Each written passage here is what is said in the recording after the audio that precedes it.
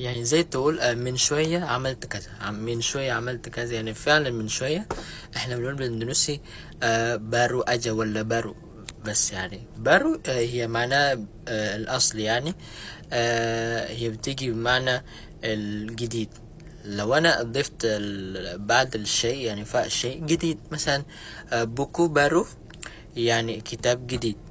لو كان انا مثلا ضفت البارو بعد الفعل قبل الفعل، يعني قبل الفعل، فمعنى آه، يعني الفعل ده جديد. يعني انا لسه عملت، يعني كان من شوية عملت، يعني انا من شوية عملت كذا.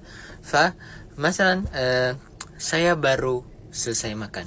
انا من شوية خلصت الاكل، يعني saya baru selesai makan. saya baru selesai minum. saya baru selesai kerja مثلا. saya baru selesai kerja يعني انا من شوية خلصت الشغل. saya baru selesai kerja. ولا مثلا saya baru sampai أو sampai يعني بالفصحى. saya baru sampai أو baru aja أو baru saja sampai. يعني أنا من شوية جيت أهو، أنا من شوية جيت الحمد لله وصلت يعني.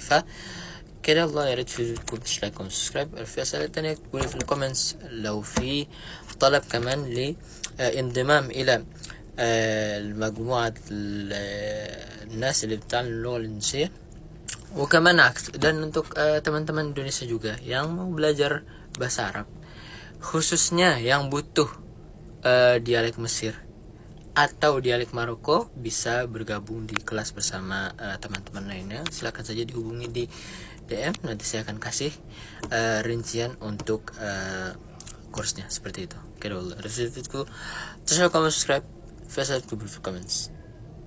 دمتم في أمان الله ورعايته، وكمان جمعة مباركة ليكم كامل إن شاء الله.